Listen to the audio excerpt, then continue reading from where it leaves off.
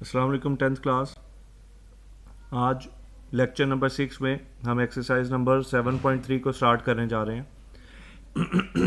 Smart syllabus में जो आपके क्वेश्चंस आपको अटैम्प्ट करने हैं वो क्वेश्चन नंबर 1, 2, 3, 4, 8, 9 और 12 हैं। इनके चंद एक पार्ट्स हैं वो भी हाईलाइटेड हैं और वो पार्ट्स हम इंशाल्लाह इसमें से 1, 2, 3, 4 को आज लेक्चर नंबर 6 में डिस्कस करेंगे और बाकी क्वेश्चंस को हम इंशाल्लाह नेक्स्ट लेक्चर नंबर 7 में डिस्कस करेंगे।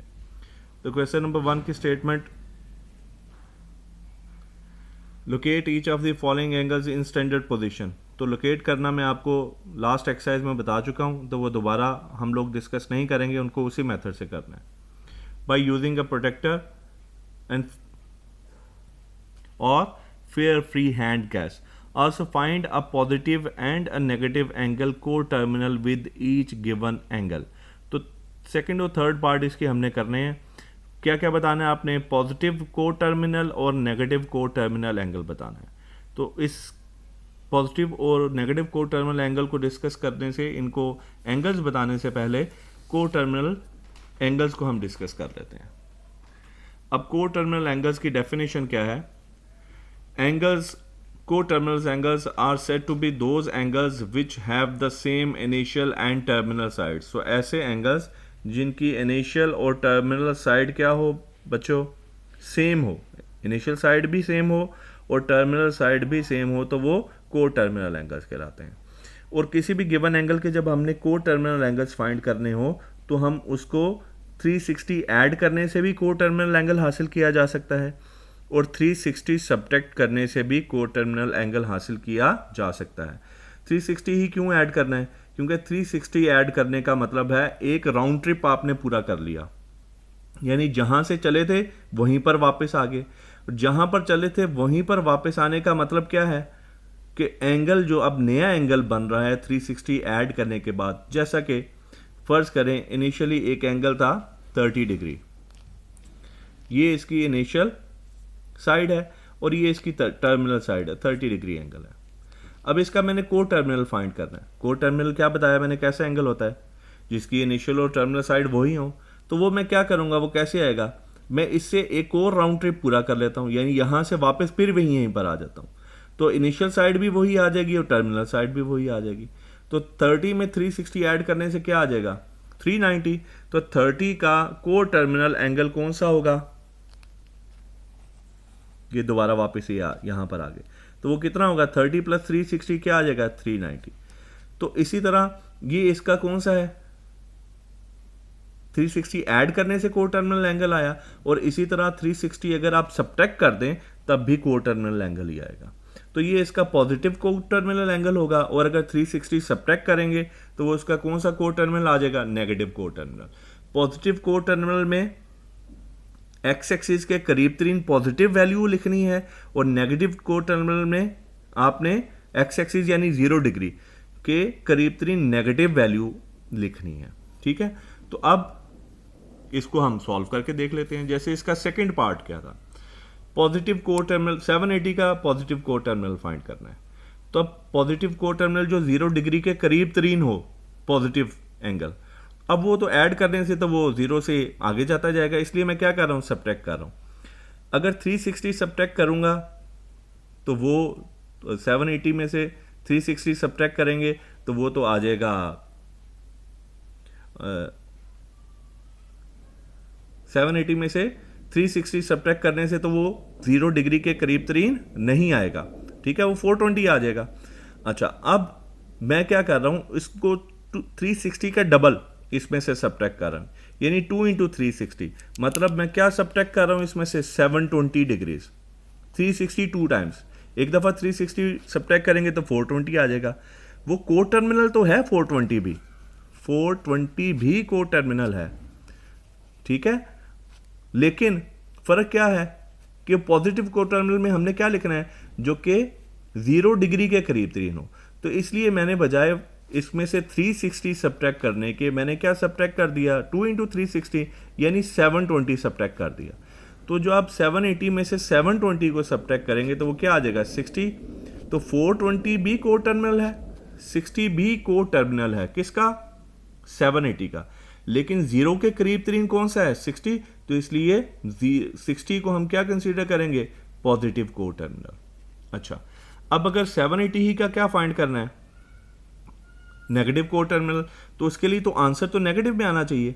तो 360 में से और 360 यानी 60 में से 360 और सब्ट्रैक्ट कर दें, या 780 में से 3 इंटू 360 सब्ट्रैक्ट कर दें, तो वो क्या हो जाएगा, यानी 60 में से 360 और सब्ट्रैक्ट करेंगे तो क्या आ जाएगा -300। अब 0 डिग्री के करीब तरीन को टर्मिनल्स कौन कौन से हैं 60 और -300। 60 पॉजिटिव में है और -300 किस में है नेगेटिव में। तो किसी भी एक एंगल के सिर्फ एक ही को टर्मिनल नहीं होता, बहुत सारे को टर्मिनल होते हैं। जैसे 420 भी को टर्मिनल नहीं है, लेकिन इसको मैंने पॉजिटिव को वैल्यू भी इसकी पॉजिटिव है, लेकिन ये 0 डिग्री के करीब तरीन को टर्मिनल नहीं है। तो पॉजिटिव को टर्मिनल का क्या मतलब है 0 डिग्री के करीब तरीन पॉजिटिव को टर्मिनल, ठीक है जी, वो 60 है। और इस तरह 0 डिग्री के करीब तरीन नेगेटिव एंगल वो क्या है उसका को टर्मिनल -300 है। -100 का क्या होगा, पॉजिटिव को टर्मिनल ऐड करना है तो 360 ऐड कर दें, वो क्या आ जाएगा 260। तो -100 का 260 करीब तरीन पॉजिटिव को टर्मिनल है। और अगर आपने नेगेटिव को टर्मिनल फाइंड करना है तो 360 सब्ट्रैक्ट कर दे, तो -460 करीब तरीन नेगेटिव को टर्मिनल है। किसके करीब तरीन है 0 डिग्री के। और को टर्मिनल 360 ऐड करने से आएगा या 360 सब्ट्रैक्ट करने से आएगा। एक दफ़ा 360 ऐड करेंगे तो एक को टर्मिनल आ जाएगा, एक बार और 360 ऐड करेंगे यानी 2 इंटू 360 ऐड करेंगे तो दूसरा को टर्मिनल आ जाएगा, 3 इंटू 360 ऐड करेंगे तो तीसरा को टर्मिनल आ जाएगा। इसी तरह सब्ट्रैक्ट करने से भी को टर्मिनल्स आ सकते हैं, लेकिन यहां पर स्पेसिफिकली उसने क्या पूछा है पॉजिटिव को टर्मिनल और नेगेटिव को टर्मिनल, जो कि कौन से एंगल्स होंगे जो 0 के करीब तरीन है। इसलिए इसको हमने 2 टाइम्स किया या 3 टाइम्स किया या 1 टाइम ऐड किया या 1 टाइम सब्ट्रैक्ट किया 360 को। अच्छा, इसके बाद क्वेश्चन नंबर 2 क्या है, identify the quadrantal angles which the following angles lie. तो ये किन क्वाड्रेंटल एंगल्स के दरमियान लाई करते हैं। अब क्वाड्रेंटल एंगल्स कौन से होते हैं, पहले क्वाड्रेंटल एंगल्स के बारे में बात कर लेते हैं, फिर आगे फर्दर इसके बारे में बात करेंगे।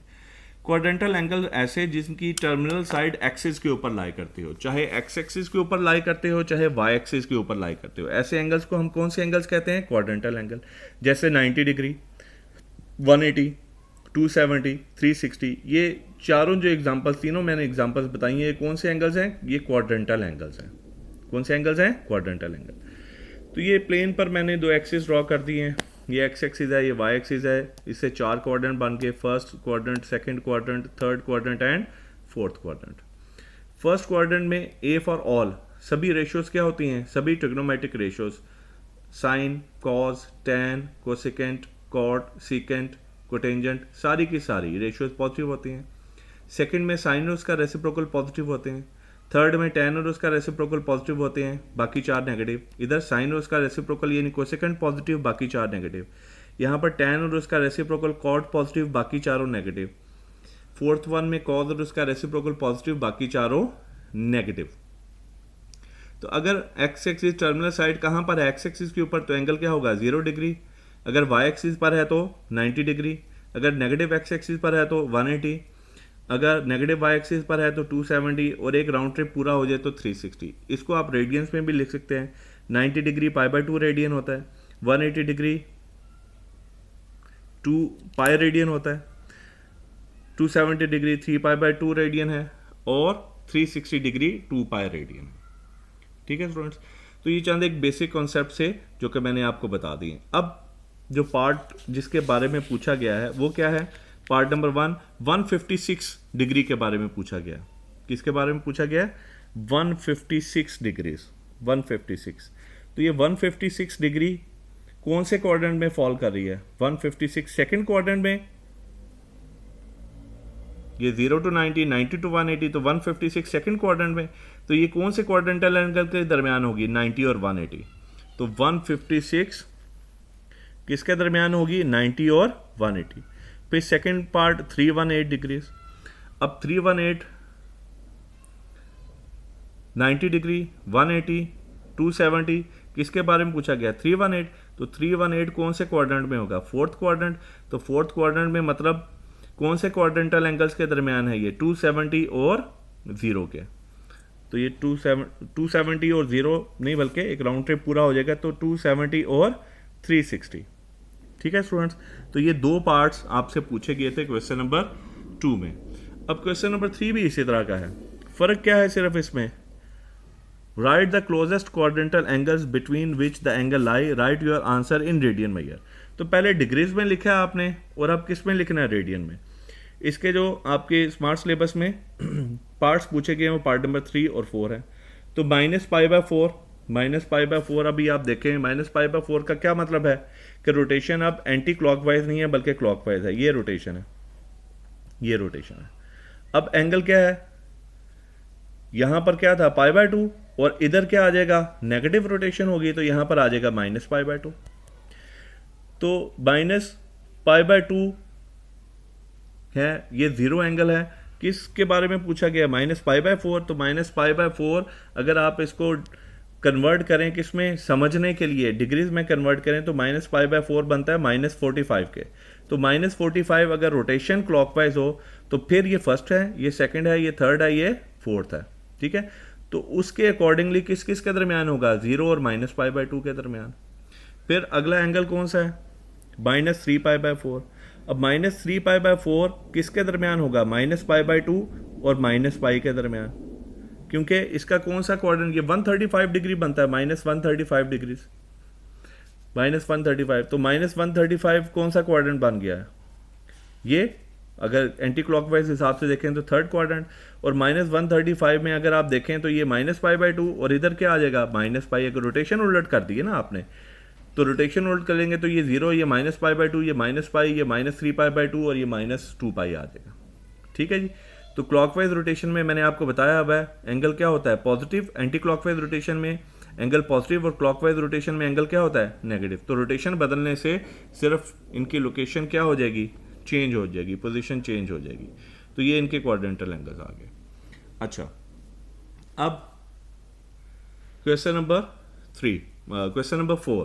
क्वेश्चन नंबर 4 में क्या पूछा हुआ है आपसे, क्वेश्चन नंबर 4 में है in which quadrant theta lie when cos theta is less than 0 and sin theta is less than 0। यानी cos भी नेगेटिव है और sin भी नेगेटिव है।